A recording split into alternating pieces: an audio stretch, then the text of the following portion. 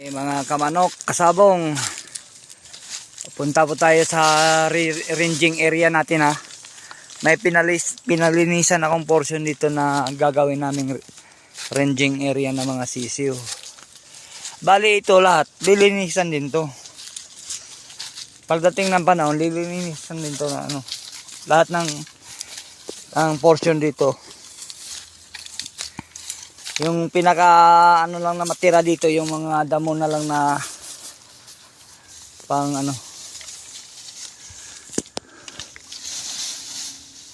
Ayan.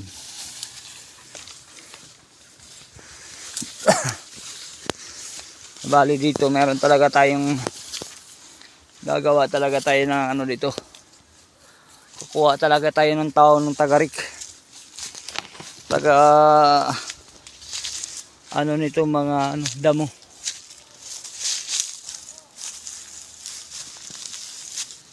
Ito, papunta tayo dun sa taas. Ito yung ranging area natin. Sinicure po to 100 by 100. So ang hati nito 50 by 50. Ang hati nito ay papunta dun sa gilid. Pataas. Yan, dyan. Papunta yan dun sa taas. Hanggang dun pa yan. Oh. Bali ito, pinalinisan to ni yung kasama natin si Buladok. Si Buladok yung nakatuka dito na ano. Si Buladok yung nakatuka dito na taga pakain po natin ano natin ng mga sisiw natin. Pero si Buladok dati din yung hunter-gaper. Sa ngayon lang, para medyo busy siya sa trabaho niya, parang ito lang muna siguro yung ano niyang gagawing trabaho. Pero isang magaling din yan na hunter-gaper dati. Ito. Bale ito mga guys, si ano lang po naglinis nito, si Buladok at saka yung pamilya niya, yung asawa at mga anak niya. Pinagtulungan lang nila. Oh. Yan, sisecure po natin ito para sa ranging area ng mga sisiw. Okay, para di sila masyadong anong tawag doon, stress sa klima ng panahon ngayon na biglaan uulan, biglang dito maganda yung nila dito.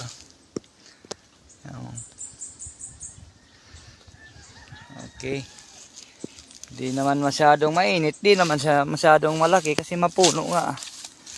Kaya hahanapin natin po dito yung bakod kung saan yung pinaka na bakod dito, para mabilang natin kung ilang tiyero talaga yung kulang at saka ano pang ibang kailangan natin ditong maunti-unti nang mabili. So siguro papasok tayo dito sa kawayan dito. Ingat-ingat lang po tayo mga kasabong kamanok, kasi bagong linis mga ito, di pa natin sure kung safety na ba tayo sa mga ahas, tulad ng mga ahas. Wala naman silang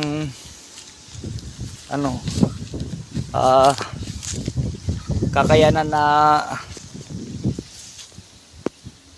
ilagan tayo. Pag naapakan natin sila, talagang maaapakan natin kasi wala silang mga kamay na makailag. Ito, nalimutan ko anong pangalan ito, basta ito yung sinasabi ng kapatid ko na halaman na gulay. Sarap daw to, masustansya pa. Mahal daw yung kilo niyan. Ngayon, iwan ko kung nasa tamang direksyon ba ako. Basta yung alam ko, yung doon. Pero kay nalinisan din to ni Buladok. Iwan ko kung kanino to. Baka hindi na sa amin to. Baka hindi nakasama sa GNG Lawin to. Magtanong tayo doon sa baba.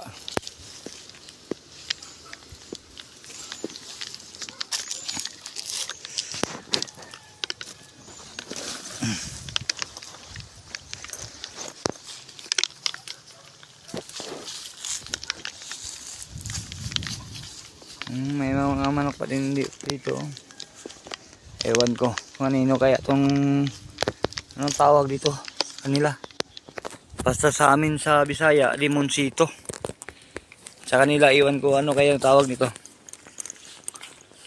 Naka mabaril tayo dito pag nanakaw na to.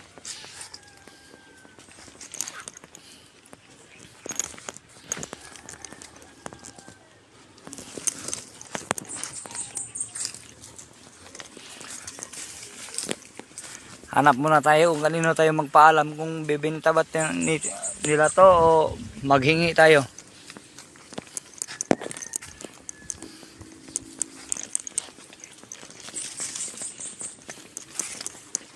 Sing waves, how sweet the sun, the sun. Di na pala to kasama sa lupain nilang ma'am. Iba na pala yung may-ari dito kasi malayo na sa bakod. Parang iba na tong ginagawa ko. Hindi na maganda to. Pero hindi pa masama to kasi 3 pa lang yung nanakaw ko. 3 pa lang kalamansi ang nakuha ko. Sabi kasi pagka hindi umabot ng 7 yung nanakaw mo, hindi pa yan kasalanan. Yung 3 pa lang, pwede pa magdagdag pa hanggang 7. Ngayon maghahanap tayo, wala pa, wala. Uy, dito parang dito baka makahanap tayo dito pagdagdag. 3, 4, 5, 6,